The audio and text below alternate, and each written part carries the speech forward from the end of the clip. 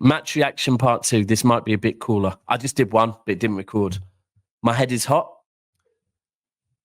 This is what I've grown used to drinking. Rivals Tears in shops very soon. A Wednesday night. You know what? Sporting Lisbon away. Like I always say, every away game is a difficult game. But we have set a record for the most games unbeaten in the Champions League. Not in England, in Europe. Tonight, we had a chance to extend that. So I was thinking, do you know what? I'm going to wear my City merch. Never wear City merch on match day. Last time I did, we lost. But I wore it because I was confident. Instead of drinking Rivals Tears, I'm drinking fucking some sort of tequila fucking bomb. And the Magnums have come out on a Tuesday fucking night. Everyone that subscribes to Never a Foul already knows when it comes to football predictions, I am rarely wrong and the very best, especially when it comes to new players and players that are going to make it at certain clubs. So when Mick Herrera reached out to me and asked, with all this football expertise and knowledge, why do you not cash in on it? And it got me asking how. And this is when they introduced to me Mick Herrera. Mick Herrera is a game changer. You can invest in players just like stocks.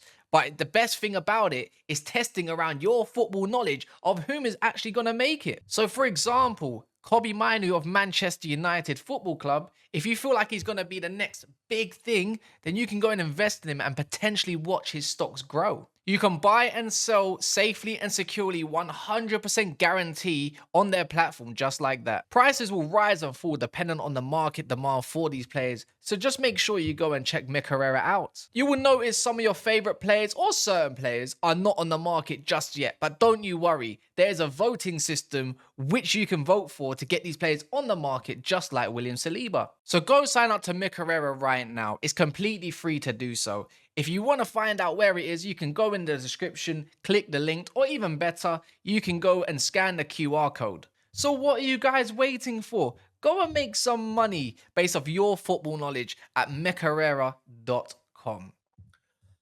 I will defend City. I have defended City. I've been known to be arrogant defending City. A lot of you fucking hate me defending City. You know I get rattled defending City.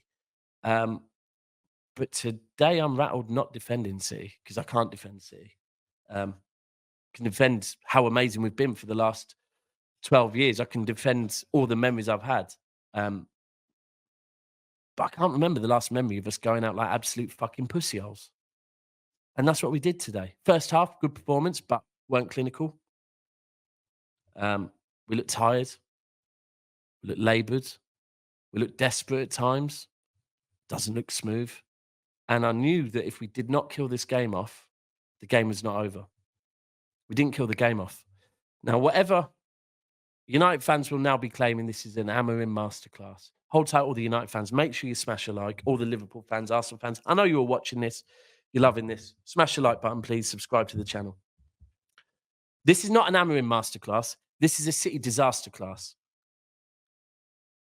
Whatever I'll give Amorim credit. Whatever the fuck he said to him at half time, that made a difference. And whatever Pep did or didn't say, well, that made a difference because we came out and were absolutely shocking. I don't know if we came out, to be honest with you.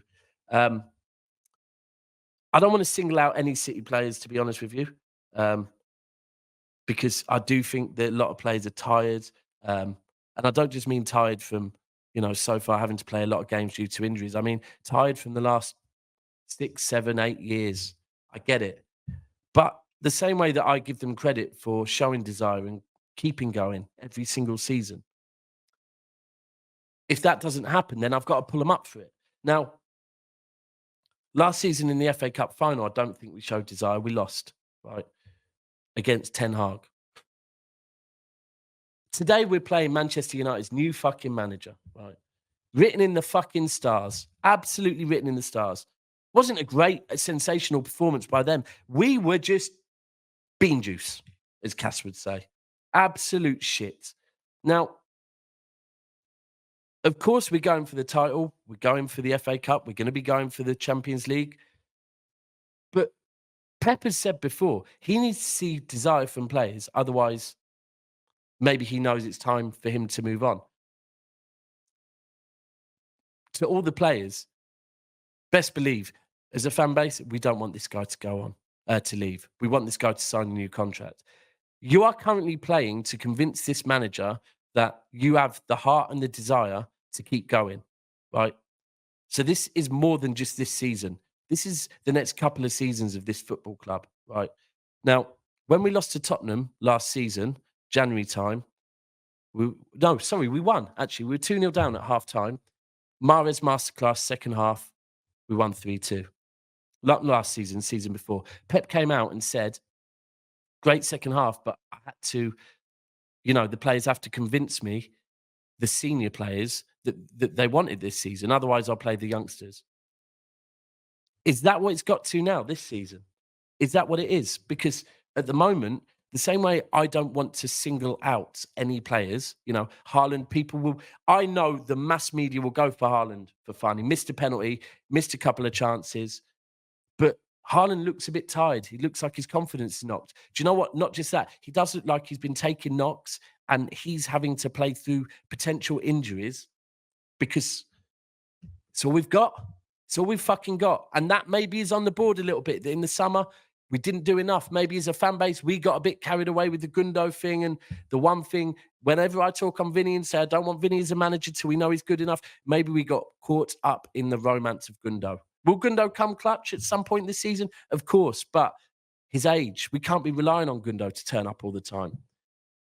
We've seen the Rodri injuries coming, all of this, but through all of this diversity we have faced over the years, we've kept going and we've shown desire no matter what. There wasn't desire today, so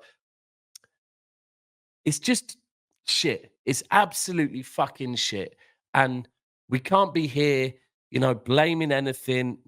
This is on the players. We weren't good enough. We simply were not good enough. We've seen it coming. We haven't been good enough for quite some time, but we've been getting it over the line. 3 losses in a week. Pep and the team need to do a lot of fucking soul searching.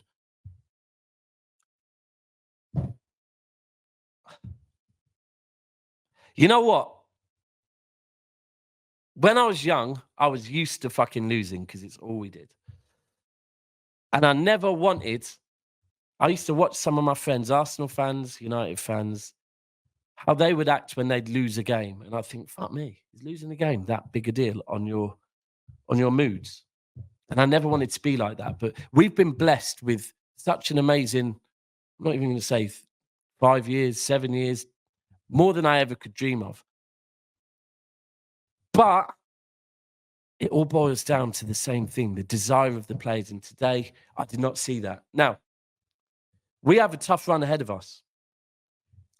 We have a Liverpool team that are getting the job done week in, week out. Yes, they lost to Forest. Cool. Apart from that, they've just been getting the job done. Neither us, Liverpool, or Arsenal have been great this season. However, Liverpool seem to be really finding some form at the moment, on top of the fact that they've started the season well. The last time we lost the league is when Liverpool started so damn well that by the time we hit form in February, they were too far ahead of us. That is what we are in risk of now. We have to dig deep. Now, maybe it's a couple of months early to usually when we have to do the soul searching, but we have to because we have some tough games ahead. We have Man United, we have Liverpool, we have Tottenham at home, we have Brighton away.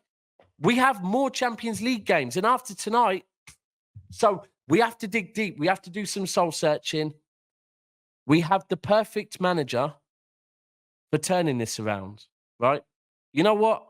I feel like a spoiled shit the way I'm talking at the moment, to be honest with you. I do. And I'm sorry, but I'm pissed off. We've got Pep. This is the first time in, 7 years that we've gone 3 games unbeaten. Gone 3 games in a row beaten. But we need a reaction, and it's against Brighton away. Not the best place to fucking get a reaction, but we need a reaction.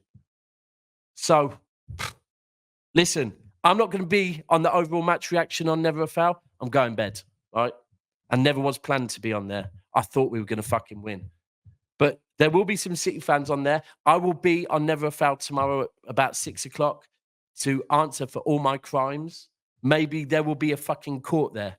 We don't usually do that on Wednesdays, but I feel like we deserve it. Anyway, I'm going to go and cry myself a river. You lot can drink your fucking rivals' tears for once. Liverpool fans, salute for getting the job done.